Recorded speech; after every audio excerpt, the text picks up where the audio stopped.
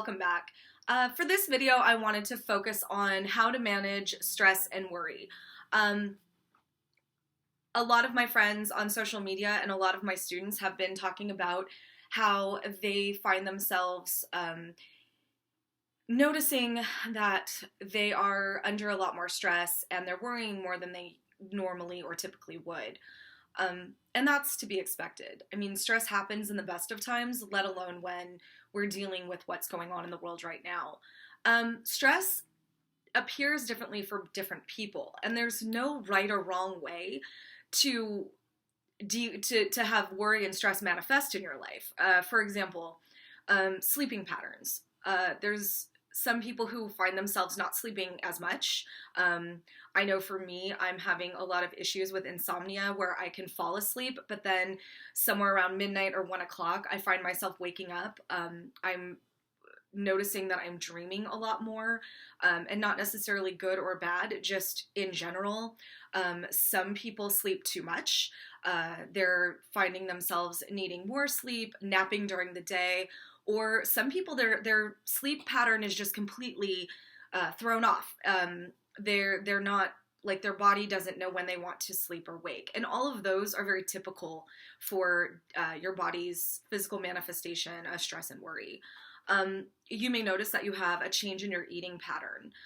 Some people don't eat enough. They find themselves not eating at all, and others find themselves eating too much. You may notice, or you may have friends that have issues with increased substance abuse. And substance abuse is a variety of things. My substance abuse, my drug of choice, as I like to say, was food. I was very much a food addict. Some people, it's alcohol. Others, it's drugs. And, you know, I know that, especially here in California, we talk a lot about marijuana. Marijuana is still a substance. It's still, it can be abused. So if you find yourself using substance more to cope, that is another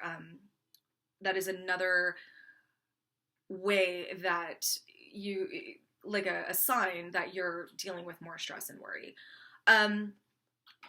What we deal with mentally does manifest in a variety of physical symptoms. So if you notice that you have an increased amount of headaches or muscle aches or fatigue, again, all typical of stress and worry in your life. So now that we've recognized that we have an increase in stress and worry, how can we combat that? I'm going to share what works for me. I do have a couple of articles that I will link down below for you to look at on your own. But for me, I find that staying informed with credible sources, there's a lot of news right now. I'm being inundated with news. I'm on social media a lot more because of the fact that I am home and doing distance learning, so I'm constantly on the computer. And I have reports on my phone, you know, messaging me from different news sources. And I don't panic, or I try to look at where that source is coming from, who is saying it, and understand that information changes when we're dealing with a new issue, topic. You know, what we're dealing with right now with COVID is new, and the situation is fluid.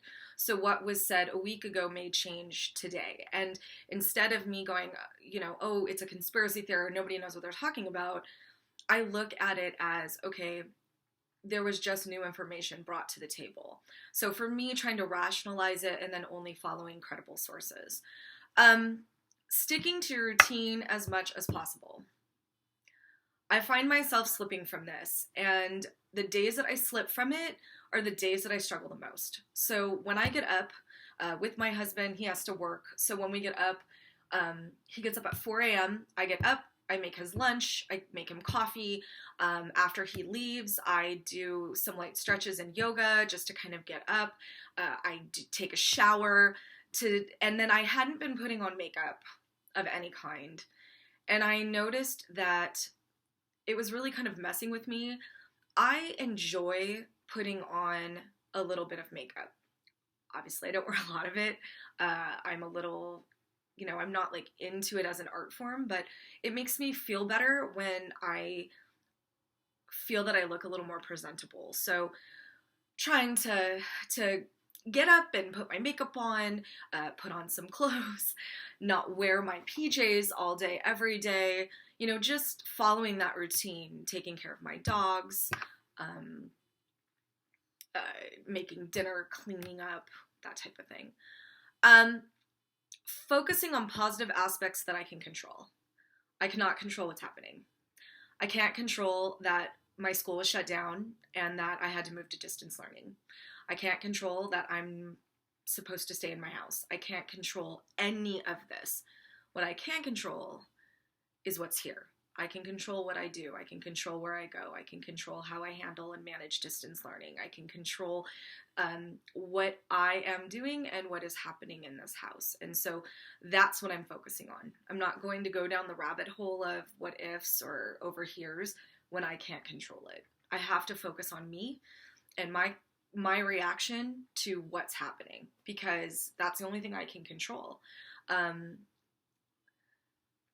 Seeking social support and maintaining social connections, vitally important. Vitally important. I cannot go hang out with my friends, but I can create a Zoom. I can do a Google Meet. I can FaceTime somebody. And having and maintaining that social connection is super important. Because, like, for me especially, I'm an extrovert. I feed off other people. And when the only people that I'm feeding off of for the majority of the day have 4 legs and fur, that's difficult. So I need to seek out my 2-legged human friends and talk to them and see what's up. Relaxation techniques. Every morning, I sit in this chair. I turn off all my electronics. I watch the sunrise. I listen to the birds, and I have a cup of coffee. And that 30 minutes of silence centers and refocuses me for the day. And for me, I've found that has been vitally important. Some of my friends use the Calm app or other kind of peaceful meditation. Some pray. Whatever works for you, practice relaxation. It is super important to recenter yourself and ground yourself. Physical activities that you enjoy. If you enjoy doing 150 push-ups a day, followed by 25 burpees and running around in circles, do it. If you enjoy chair yoga, have fun. Move your body because you love it, not because you hate it. And physical activity is different for different people. So I don't care what type of physical activity you do. Just find something you like. YouTube is full of people doing different levels of physical activity. Amazon Prime has free workouts. Modify them. Even if you have little kids, Go Noodle or some of the kid yoga stuff that my friends put up, I can do that. TikTok videos. All right, I'm not a big TikToker. My students will tell you I'm not TikToky. I discovered, though, that there are workout challenges, and I enjoy them, and they were fun. So if you like dancing or you like plank challenges, you can go on TikTok and figure out how to do a dance. And if you don't know how, you can go on YouTube, where YouTubers will explain to you how to do one. It's amazing. The point is just getting physical and doing something physical for 30 minutes a day. More if you can, but 30 minutes is good. It clears your head. It gets you moving, gets the blood pumping, gets you kind of into a better space. If you need it, professional help is abound. When I was getting my master's in counseling, they were very big about sliding scales and the ethics of that. So I know that there are mental health people out there who will take on clients who do not have money or who do not have a lot of money. There are free mental health apps and hotlines. I will try to link a couple of the hotlines below.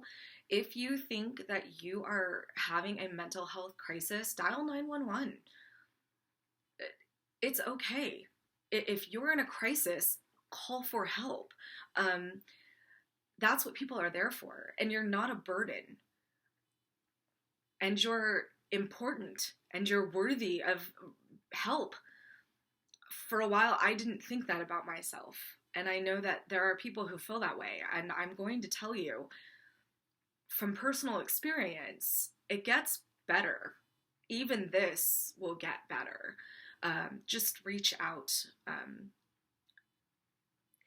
And I try really hard every day to check in with my students and my friends that I know are struggling and doing one thing for them. And I know that I'm missing people, and I know it's hard to ask for help. For those of you watching, if you know somebody that you think is struggling, just text them, "Are you okay?" Those simple words can save lives. Just reach out, because a lot of times people who are in crisis aren't reaching out themselves. So if you haven't heard from a friend, please just text them, "Are you okay?" And if they say fine, push a little harder. Okay? We have to learn to accept uncertainty, and that's really hard. I'm a bit of a control freak. And to understand that there are things that I can't control and life is uncertain it's tough. And we have to learn to accept that as humans, that there are going to be things we can't control and that life is uncertain. And to have to give up that control is difficult. In that, we don't suppress that worry, acknowledge it. Acknowledge that you're worried, acknowledge that you're uncomfortable with it, and then move on from that. Before we got the message that we were doing distance learning for the rest of the semester, the idea of going back at the end of April, well, May 1st, was uncertain because they weren't sure, and that was really hard for me. And I had to say to myself, okay, I acknowledge that this is uncomfortable. I acknowledge that this is worrisome. I acknowledge that I'm not okay with this. I'm going to acknowledge it, and I'm going to plan for the next few weeks, and I'm going to reevaluate as I move on. And that was helpful to me. It was helpful that I was able to say, hey, I don't like this, and I can't do anything about it right now, so I'm going to acknowledge it's uncomfortable, and I'm going to just plan for what I can control. And part of that was journaling in some form. There are different journals. There are books. You can journal on your phone, on an app. I actually have these really cool markers with little felt tips on them. They're just like dry erase markers. My desk is a light colored like laminate, and I find myself writing on my desk all day and then just erasing it, cleaning it off as the day goes on, almost like a giant to-do list, or when I have thoughts that I need to get out. And that's been super helpful. I mean, I'm thankful that I have my own space in here that I can do that, but this is something else that I did. My students will tell you I did this at work. I found this really fun picture frame. I really liked this picture frame. And on it, or in it, I just put white paper. And on the glass, you can write on it. There we go. And then when you're done, you can just erase it. So I really enjoy this. It was fun for me. It was something that looked cute, and I could write all my to-do list on it or whatever notes I had, and then it just looks really pretty on my desk. So that was a little tip I did for when I was at work. At the end of the day, for me, practicing gratitude and what I'm appreciative for and what I'm thankful for has really helped keep me centered. I haven't always done well. On Monday, I had a mental breakdown. I cried a lot of the day, and that was okay. I mean, it's okay to cry. We're in the middle of a lot of really stressful situations, and it's okay to break down every now and then just tell yourself, like, okay, this sucks and I hate it, and I know that this isn't gonna last forever, so right now it's not cool. And what can I focus on that I can control that will move me past this? So I will leave you with that. Practice gratitude. Focus on what you can control. Be mindful. Try to carve out space for yourself. Be safe. Be sane. Be informed. Do good things and be good people. Have a great rest of your day.